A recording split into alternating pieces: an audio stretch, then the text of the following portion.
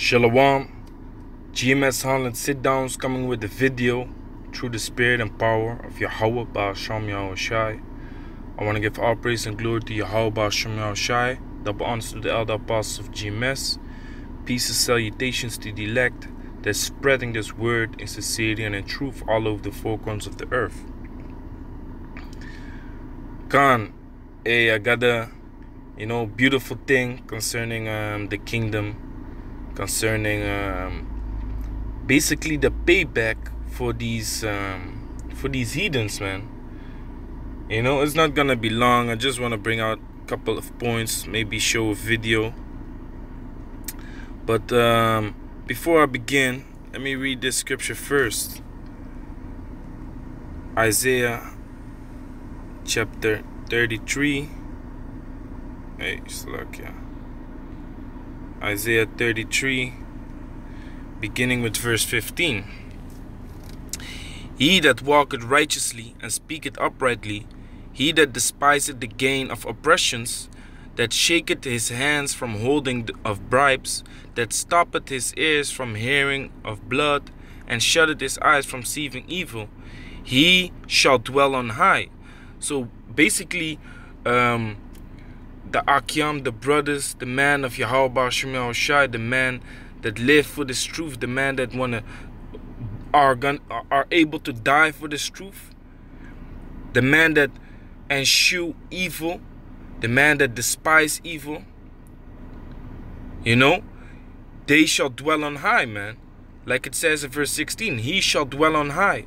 His place of defense shall be the munitions of rocks. Bread shall be given him, his water shall be sure. Then I shall see the king in his beauty, and the king in the kingdom is gonna be Yahushai, man. Yahushai, the King David, the apostles, and the elect, man. But the king of the world is gonna be the king of the worlds is gonna be Yahushai, man. Then I shall see the king in his beauty. They shall behold the land that is very far off. Thine heart shall meditate terror. Where is the scribe? Where is the receiver? Where is he that counted the towers? So that's gonna be the kingdom, man. But the point is verse 18. It says, thine heart shall meditate terror. Thine heart shall meditate terror. And basically, man of the Lord, the man that are waiting upon the return of Yahushai, they are already meditating terror upon these heathens, man. We already have thoughts in our minds like, man, this is what I'm gonna do to these heathens. This is what I'm gonna do to these fucking crackers. This is what I'm gonna do to Moab. For example, Moab be boiling dogs alive. So a thing that I'm gonna do with these Moabites is I'm gonna boil them alive, man. And when they finna die, I'm gonna keep the spirit in them, man. Yaharatazah, if I'm gonna get that power, man. That's meditating terror, man. But I have this other thing, which is concerning the sun. Today is the Shabbat, and what we know is that the sun goes down, the Shabbat starts.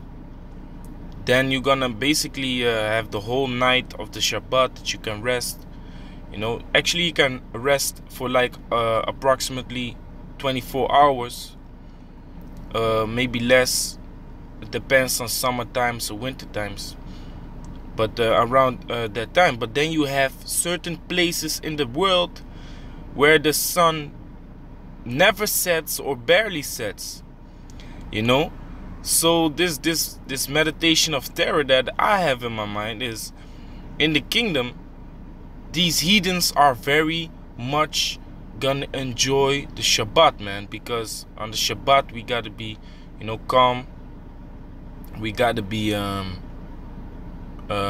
we gotta rest, and we basically gotta focus on Yahweh Ba'asham Yahushai. So in the kingdom, that's a day that these heathens are really gonna enjoy, man. They are really gonna rejoice when the sun goes down, and it is the Shabbat. So my meditation of terror concerning these heathens with the Shabbat is, I'm gonna bring them before the Shabbat. I'm gonna bring them to one of these places, man.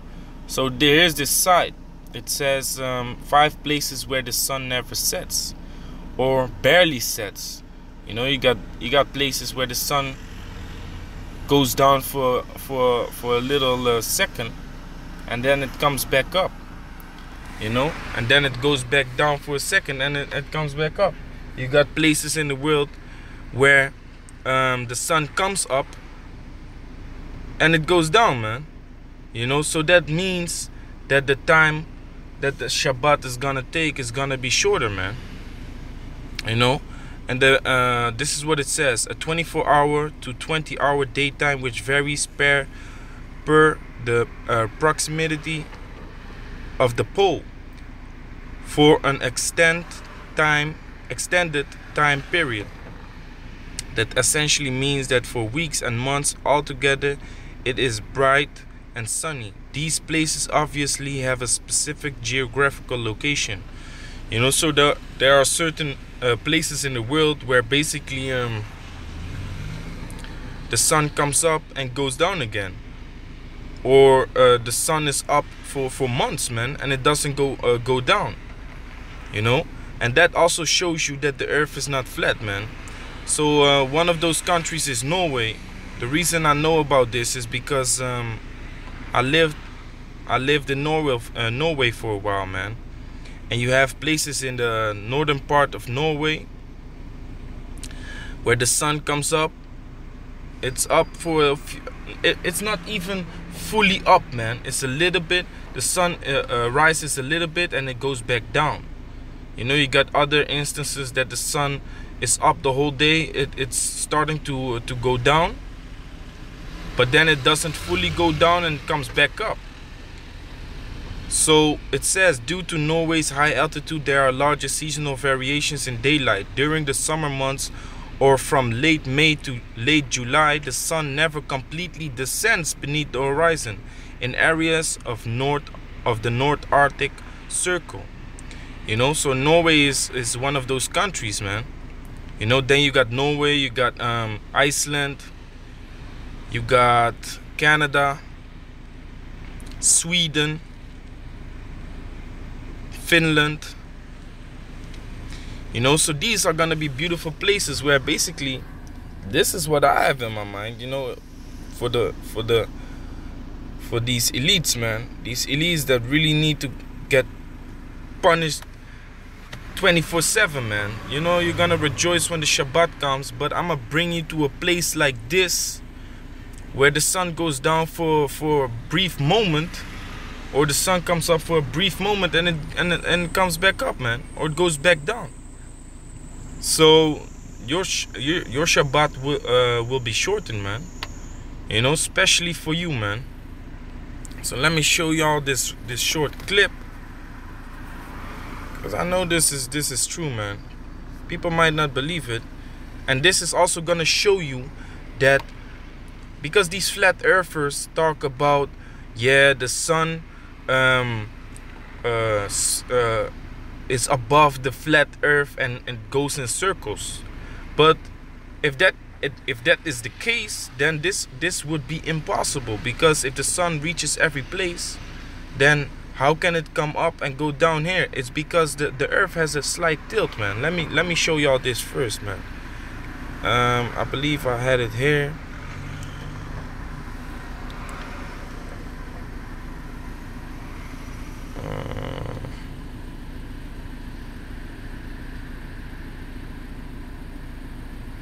Nah, man, not this. Slack, yeah, man.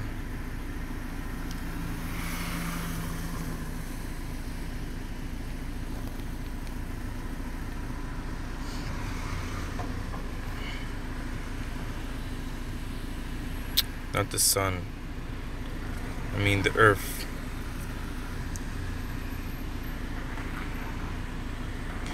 Exactly. So what it is the earth has a slight tilt. So at the top, you know, the earth will spin, but the moon, like if you see the orbit direction, the arrow over there, the moon would be there, but it never really reaches the top of the earth. Neither does it really reach the bottom of the earth. And then you have certain places where it constantly reaches that place, man, and it doesn't go down, you know. So let me show y'all this clip, man, and y'all will see for yourself, man.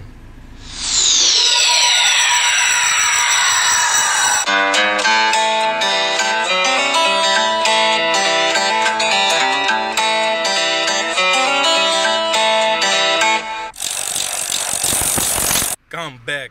So these heathens are gonna rejoice, like, yeah, the sun went down, it's a Shabbat, but then comes back up. Or, you know, the sun is coming up and is going back down, and basically the Shabbat time that you had in the daytime is shortened, so your complete Shabbat has been shortened. You know, heavy, man.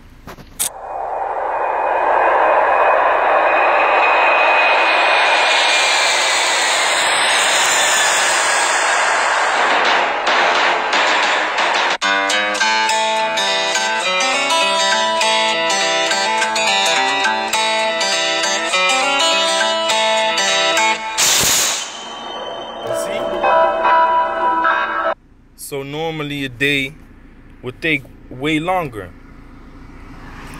but Yahawaratazah, you know, this is a good meditation of terror, like the scriptures say, they shall meditate terror. And Yahawaratazah, we're gonna be able to do things like this, man.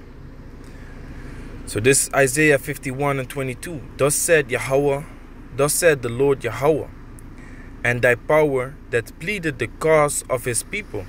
Behold, I have taken out of thine hand the cup of trembling, even the dregs of the cup of my fury. Salakia, man. Let me read it again, because I was holding my phone vertically.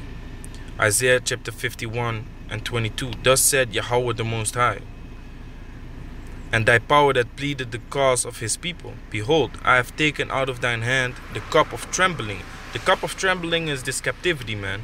The cup of trembling is the hell that we are catching here in this hellhole, man. You know, in Babylon, in the bottomless pit. You know, in places like that, man. The cup of trembling is slavery, man. Even the dregs of the cup of my fury. The dregs of the cup is literally the last drops. Like when you have a towel, a wet towel, and you basically squeezing the towel so much that the last drops of water come out of the towel. That's what we got from Yahweh B'Shem Yahushai, man, for our wickedness, which is rightfully, man. You know. So I have taken out of thine hand the cup of trembling, even the dregs of the cup of my fury. Thou shalt no more drink it again. So we are not gonna drink this slavery no more, man. It's gonna be done. You know, the terror is gonna be replaced upon other people, man. Like it's gonna say, verse 23. But I will put it into the hand of them that afflict thee, which have said to thy soul, bow down, that we may go over. And thou hast laid thy body as the ground and as the street to them that went over. And you actually got a picture of that you see an Edomite man having his feet upon a Jake child, man. A small Jake boy. So the Most High says, but I will put it in the hand of them that afflict thee. So all these nations that have afflicted us are gonna receive these dregs, man. They are gonna receive the last drops of the cup of the fury of Yahweh B'Shem Yahushai. And Yahweh B'Shem Yahushai is gonna pour out his spirit upon us, which is gonna be the spirit of anger, man, the spirit of wrath. So picture this, man. We are already meditating terror upon these heathens, man. You know, through the spirit and power of Yahweh Hashem Yahushua, that we have this wisdom, because we have this wisdom, knowledge, understanding. But when the spirit of wrath of Yahweh Hashem Yahushua comes upon us, man, these heathens are gonna be fucked up, man. This thing that is in my mind concerning the short sunset, sunrise, man, that's nothing, man. It's gonna be way worse, man. So yeah, man, to the heathen, prepare thyself, and to the Akyam, man, meditate of good works, man, because these things are gonna be good works in the kingdom, man. You know, finna visit some brothers for some inspiration, man. You know, so with that, Kal Allah Yahweh Ba'Hashem Yahushai, Shalom to the Akyam.